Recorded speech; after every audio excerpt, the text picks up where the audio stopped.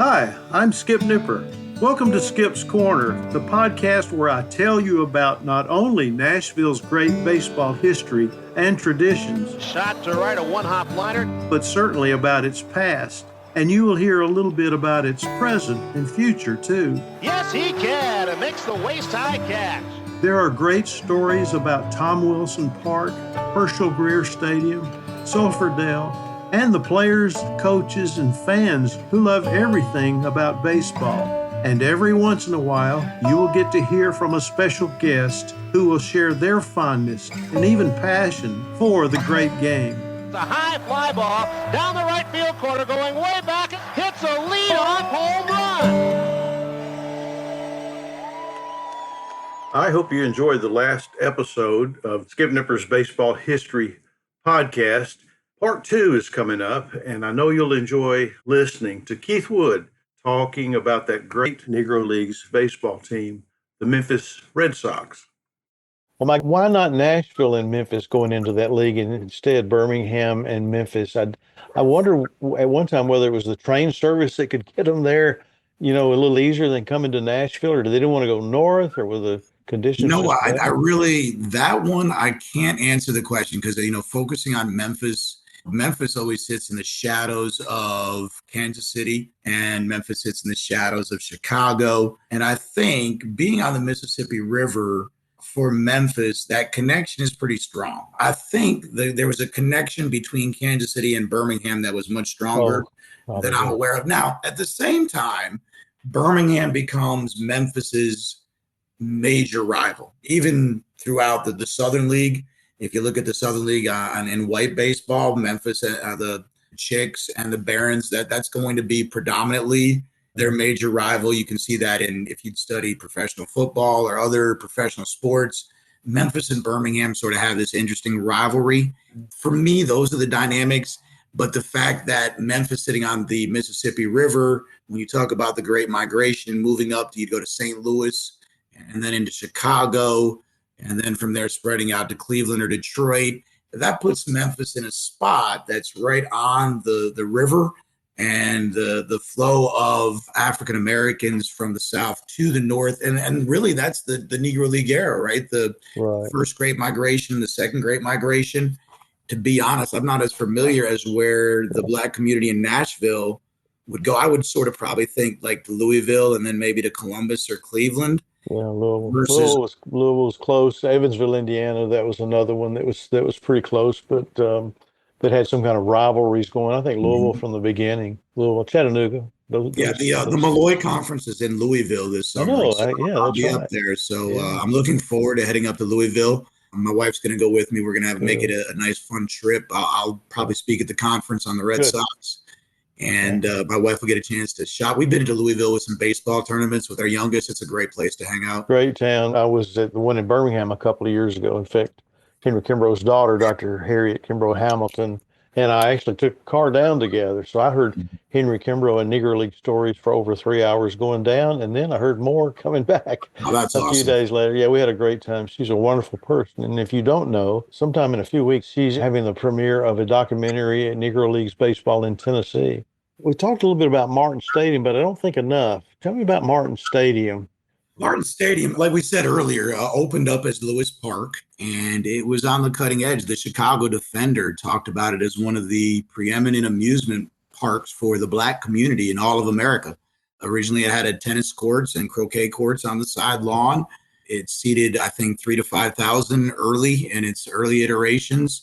During World War II, the Martin brothers, at the heyday of the Negro Leagues, dropped a tremendous amount of money during the war and rebuilt the entire stadium using steel girders in the middle of the war. Now you're talking about, there's limitations on what you can build and what you can use, right? So the new Martin Stadium at the end of World War II is going to have steel girders. It's going to have apartments underneath the third baseline. So you've got the benches and then are the bleachers, and then under the bleachers are apartments, so that if teams can't get hotel rooms in Jim Crow Memphis, they can stay there. In the 50s, Memphis had a large number of Cuban players, and so they couldn't get housing in the Black neighborhood. So the double whammy of being Black and speaking Spanish, they just stayed at the stadium, right? So There's some really neat things. It was a very deep ballpark. Most players talk about Martin Stadium as a place where home run balls went to die. Great for pitchers. Verdell Mathis loved it. The stadium itself was right in the middle of South Memphis. It was in the heart of the community. It was easily attainable. It's Crump and Danny Thomas today. And in fact, if you look out in pictures of the old Martin Stadium, you look right down where what would be Iowa. In the 40s, you would be looking across the bridge into Arkansas, right? You were less than 500 yards from the bridge that took you into Arkansas. So you're right down by the river. You're not too far from downtown. You're in the heart of South Memphis. And Martin Stadium was the place to be and the place to be seen. And I think that was important. How many other entertainment opportunities did Black families have in Memphis in the 40s and 50s? And so those were limited. Remember that we were talking TV, not in the Black community, radio, maybe. But, the ability to gather at Martin Stadium is very important. The white community in Memphis would come out to Martin Stadium. So like when the House of David would come in, Wilkerson brought his lights to Memphis. So the first night baseball game wasn't played where the Chicks played. It was played where the Red Sox played, right? So it's really some great stories. The stadium is it's a fixture. It was sad. In 1959, when the Red Sox folded, that next spring, a distribution company that still owns it bought the land, and they paid more money to tear down the stadium than they did to pay for it. There's a couple of articles where the owner of the distribution company talks about how much money he had to pay to get all the girders and everything taken apart to that, which was sad because there's a sort of a second renaissance going on in the last 10 years, right? In Negro League baseball, you got the merger of stats. And there's a large number of Negro League stadiums that are being rebuilt and restored. Unfortunately, here in Memphis, we're not going to have the opportunity to do that. All we have is a historical marker next to a distribution center with a large number of 18-wheelers. Right. Yeah. Were there ever any games played between the Memphis Chicks and the Red Sox, or did the Chicks use that? It happened here in Nashville a lot of times. It's really interesting. The name of the stadium is Russwood. I always get Russwood and Rickwood. I have to straighten those out in my head. Yep. What's really interesting in 1960, in the spring of 1960, Russwood's got an interesting history of itself. The Chicks played there forever. When the Red Sox were building Martin Stadium, the Red Sox would slide over to Russwood and play there. And the crowds that they had there, the Claybrook Tigers, I said, played there. So that was interesting. And the white community would come out to Russwood because it's probably about 4 or 5 miles north in the hospital district of town at that point in time, next to the old Baptist hospital. Right. And in fact, many of the Negro League players in the interviews I talked about said there were more folks that would go to the Red Sox games at Russwood than went to the Chicks games. And so there was a series of, friendly competition between the two. Never any games. Yeah, I can't find anything where the Vols played against either the Eli Giants in the early days or the Black Vols or the Nashville Cubs. Sulphurdale was prone to flooding in the spring, so there are accounts of the Nashville Vols going over to Tom Wilson Park, for example, and playing games or practicing. And there was spring training for the Baltimore Eli Giants that took place in Nashville, and usually at Sulphurdale. There's some of those photographs as well. In 60, Russwood burns down. Right. And so the owner that bought the stadium, Martin Stadium, the trucking guy, has not tore it down yet.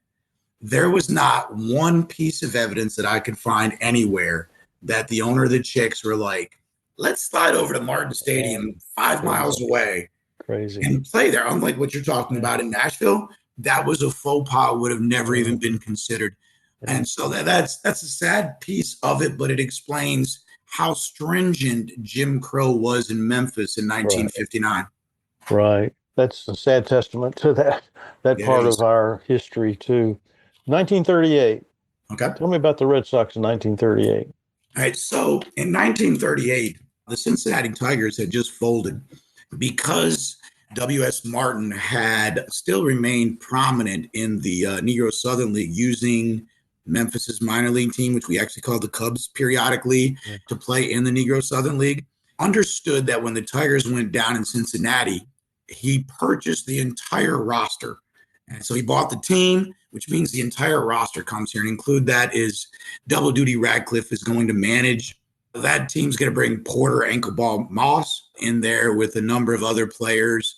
Ankleball Moss was a submarine guy.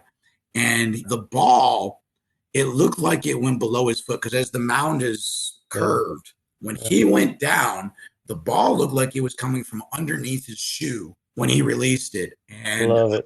he even threw the ball to first base, submarine. He did not throw it overhand.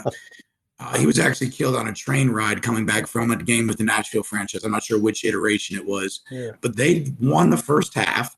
One of the things that helped the team, I think, was the return of Larry Brown Sr. He had been in New York and he had been in Philadelphia playing on the East Coast and gotten a lot of press, won a World Series ring with Chicago, and he comes back to Memphis.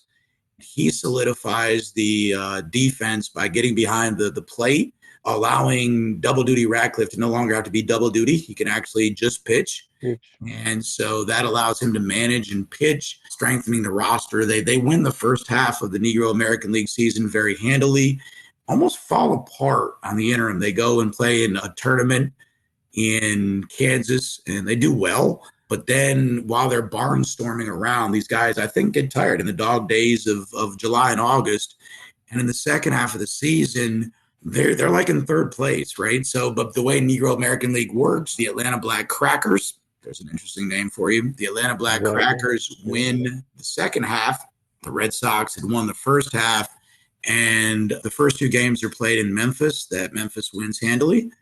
And then they're supposed to play the third game in Atlanta, but the Atlanta Crackers, the white iteration of the team, has the field at that time. And then so they're going to play in Birmingham and down at Rickwood. And when they go to Rickwood, the Red Sox are there and the Atlanta Black Crackers show up an hour and a half late. And so this gets to be interesting because then the commissioner, who's pretty much in the hip pocket of the Martin brothers, calls the game, giving the game to the Memphis Red Sox. Thus, they have a 3-0 lead. And the Atlanta management is like, well, we've got to wait 2 more days to play. And the Martin brothers like, we can't afford to stay in Birmingham. We're going back to Memphis. And that's it. There's no more record of any more games. So 2 games were played.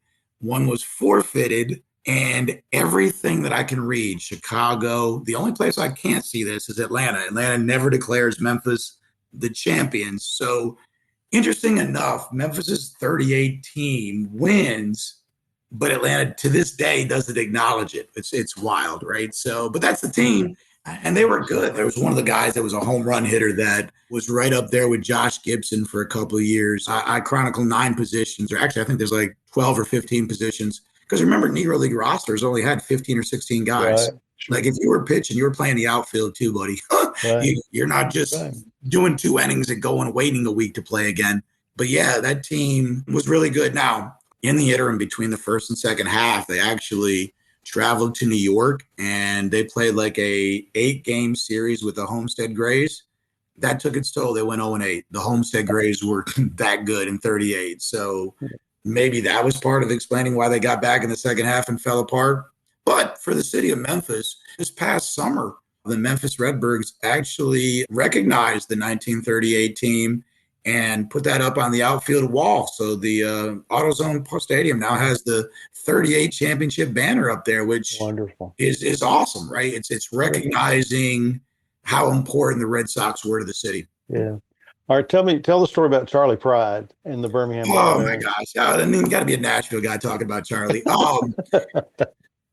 Charlie comes up and he's decent pitcher. You know, he's not bad, right? And he's coming up in the 50s when a lot of the better talent is slid over to organized baseball, and he has dreams and aspirations. And then he's with the Red Sox in the late 40s, right? And so he's pitching, he's hanging on.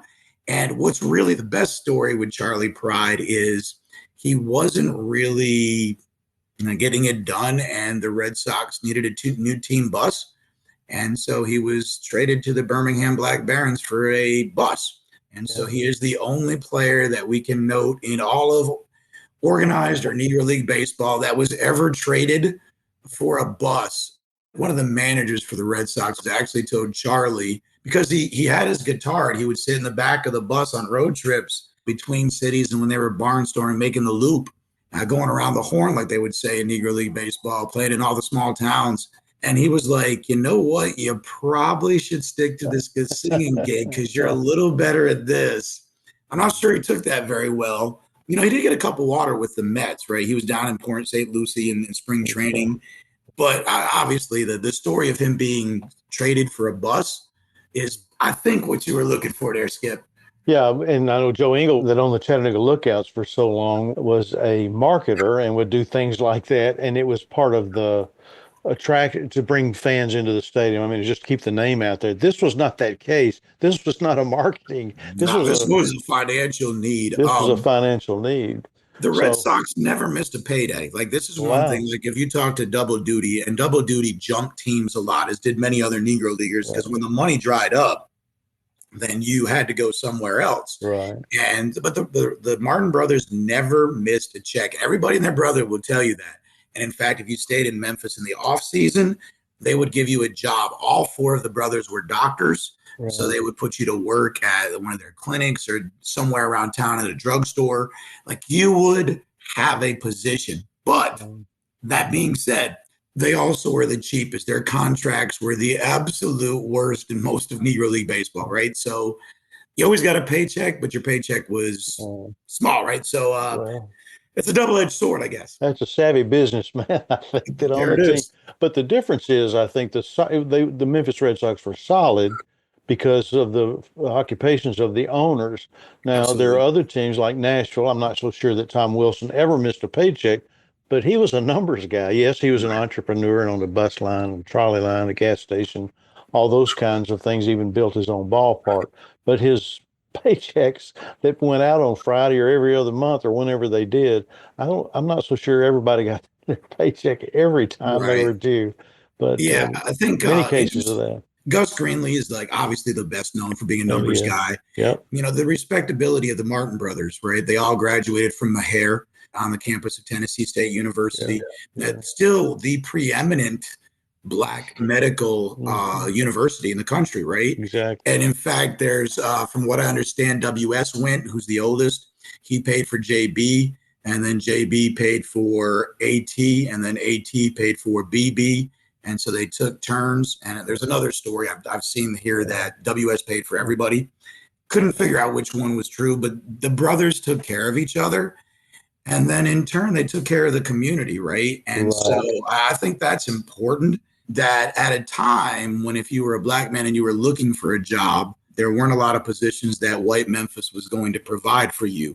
Whereas the Martin brothers did take care of their own. And I think that's an important piece to understanding the Black economics during the Jim Crow era. Every bit as important as understanding Negro League baseball, how that works. Now, those guys did have to, you know, like I said, go around the horn. They had to play games in Jackson. They had to play games in Bolivar. They had to play games in Savannah, right? They're making the circle, all right, before they go to the next Birmingham or Kansas City or Nashville. They're playing 2 or 3 other games just to put money in the coffer to pay the bills. And so that's always, it's something that allows historians that don't believe that Negro leagues are major leagues to go out so minor league. Those numbers are inflated. They're playing a bunch of guys that work 9 to 5 and we're a rec league on the weekends or something, and misses the fact that that was an economic necessity of the era. And it also added to the confidence that the fans could have in how strong the team was as they traveled around. And I think they were also recruiting trips. I don't think there was ever a time when a team would go to Bolivar or they would go to Franklin, Tennessee, wherever they would go, that they weren't also looking at the opposing team and seeing how good a player might be for them. Yeah, and I think the Red Sox did that all the time. They weren't the only one to do it, right? Interesting enough, you know, the Red Sox were actually in Pittsburgh, and Candy Jim Taylor was the manager of the Red Sox for 1 year. And there was a young catcher that he looked at and allowed to play in a game. And he goes, this guy's not going to be that good. And he passed on him. And it's probably Candy Jim Taylor. So it's in the Hall of Fame. And one of the greatest managers in all the Negro Leagues. And the guy who passed on was Josh Gibson. Memphis had a chance to have Josh Gibson. So that's something. Baseball is quirky in that way, because if a kid comes in and has a bad day, does that mean he can't play? But at the same time, how many guys got picked up? Larry Brown started playing professionally at 14 because somebody just picked him up. He was with the Knoxville Giants. Yeah. from the old Southern League, right? He's 14, fills in for the catcher that's out. The next thing you know, he's moving around playing professional baseball at 14. Yeah. Junior Gillum, 16 years old, played for the Baltimore Eli Giants, things like that. Oh, I That's love how part you say Eli Giants. See, that was huge, because most of us are going to see elite. elite. Yeah. And when you listen to the interviews, they always said Eli. Like they never said, and I was like, well, I'm trying to make sure I heard that right. It just speaks to the uniqueness of the Negro Leagues. You stated in your book about the popularity of the New York Giants that teams in the Negro Leagues name themselves the something something Giants. Right. Cuban X Giants, the Cuban Giants, the American Giants.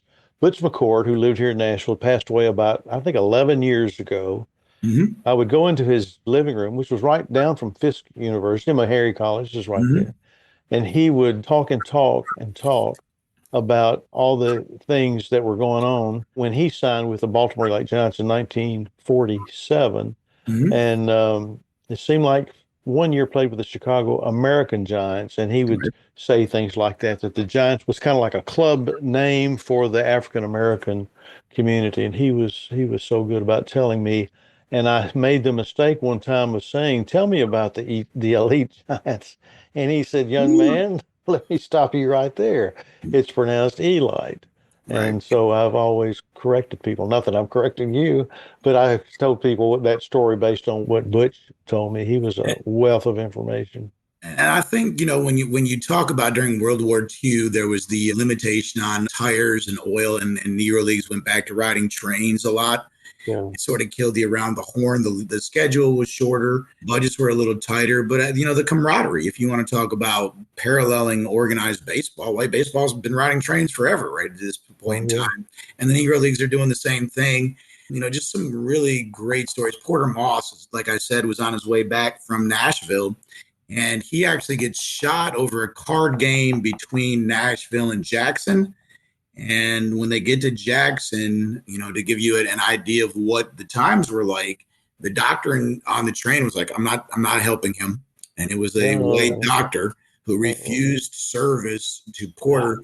And in fact, Porter actually wasn't the one that the guy intended to shoot. He was shooting somebody else. Porter was in there trying to break it up. In that case, Porter catches a bullet in the heart.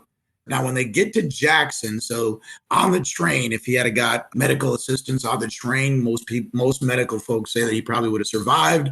When he gets to Jackson, 2 or 3 of his teammates stay with him. The rest of the team goes back to Memphis because they've got a game that night. And he dies on the operating table in Jackson, Tennessee, which just it shows you, you could have been an African-American and needing medical assistance and been right across the street from a hospital, but you weren't going to get service because you were black, because the hospital was white, which is one of the sad stages of that era. If Porter Moss could keep pitching, he had already been in 2 East-West All-Star games. He might have got picked up towards the end of his career by organized baseball, more than likely, because he was young enough to probably have a few good years left in his arm. So, those are stories that I think are just fun to jump into to help you better understand what life was really like. Yeah, and the railroads had an important part I think in the white Southern League. New Orleans and maybe Little Rock were left out of the original plans because it was too hard to get there by train. Later on, of course, that changed and they were added into the league. Your book is published by McFarland. It is. And I would encourage people, if they're listening to this and they find it interesting enough to learn more about, number one, Negro Leagues baseball history. There is so much out there that historians haven't uncovered, and I think that's fascinating too. But Memphis Red Sox, if you're a Tennessean, if you're from Memphis, if you're from the South, if you're from anywhere, this is a book worth putting into your library. So I would encourage people to look for that. And Keith, I want to tell you, thank you. We'll do this again. It's just been fascinating. Do want to add one more thing because you've got another book that you're working on. Yeah, I've just sent the book off to the publisher. We're going to I'm doing a book on the Memphis Showboats of the USFL. You're in Tennessee, so if you got some Tennessee fans, remember the Minister of Defense, Reggie White. Oh, yeah. He graduated from UT. His first 2 years of professional football were here in Memphis, Tennessee, playing for Pepper Rogers and the Memphis Showboats. So I've chronicled the 3 years, played for 2, and then waiting out the lawsuit in the 3rd year. It's called Showboating in Memphis, the USFL and a city's desire to be major league. as we speak right now. The book will probably come out sometime in the fall, sometime in September, October, maybe. And it was another piece of Memphis sports history, right? The quarterback is Walter Lewis, the first African-American quarterback to start for Paul Bear Bryant at Alabama. Pepper Rogers is a character in and of himself, years in Kansas, UCLA, Georgia Tech, riding into practice on a Harley, right? This was Pepper Rogers. It was the Wild West with the USFL. And you're talking about some great football. And for a city like Memphis, who's been left out of the SEC and views itself as major league, but often gets left out. These are 2 years that Memphis was major league. Right. And so it's a great story, and you get some information on football. I think it was a learning experience, right? I got to come in and do some interviews, and these guys are still with us. So I actually got to interview Mike Kelly, who was a quarterback on the team behind Walter Lewis, talk to Walter Lewis himself. Steve Earhart, who was the general manager, is still the president of the Liberty Bowl. So we've had 5, 6, 7 conversations. He's a great guy. I'm helping to make this project work. He's actually doing the forward for the book. So it's exciting. Well, but it's not baseball, Keith. It's a baseball podcast.